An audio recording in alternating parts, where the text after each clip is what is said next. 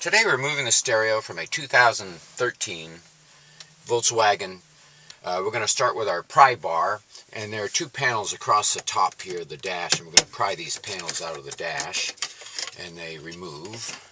Same with the passenger airbag light here, but this one is going to have a connector on it, and we tend not to disconnect anything dealing with the airbag sensors or the lights and so on, because if you disconnect this, it can throw full sense to the computer in the car.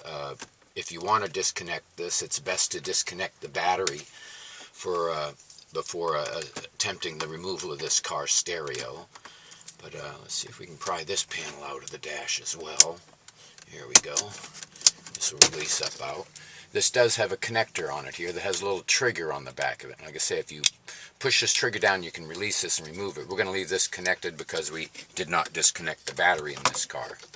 Now, removing these two panels is going to give access to two 20T screws in this opening, one on the left side here and one on the right side here. We have a full library of removal guides and videos for troubleshooting and repair of car stereo on our website. See our website if you need help with that.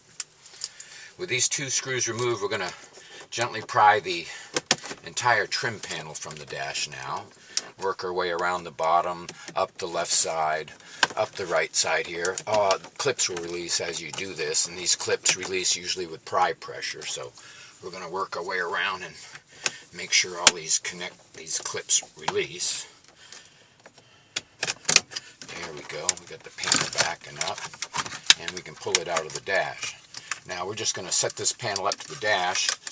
This airbag sensor panel is too big to fit back through the, well, maybe it isn't. Let's see if we can squeeze it back through the opening here.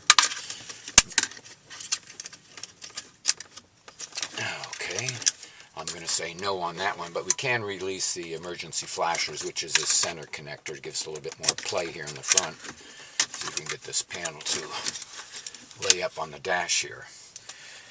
Now this is going to give access to 4 more screws that secure the car stereo to the dash. Again, T20s. We're going to remove the first one on the bottom left here. The second on the top left. There are also 2 here on the right that we're going to need to remove. These are the mounting screws for the car stereo. These are again all T20 bolts or screws.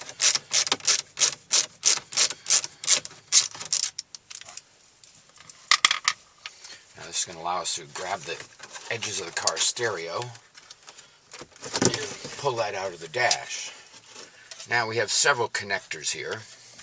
To release this one that has the white tab on it, you put your fingernail in there and pull that white tab back, and then you're able to push that down and release the trigger, and it'll remove. That is a little bit of a tricky one.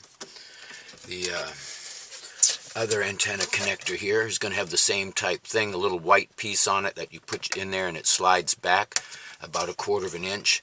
Will allow you to push the trigger down and remove the antenna. The other antenna, you push that white tab back, push down on it, it releases the trigger.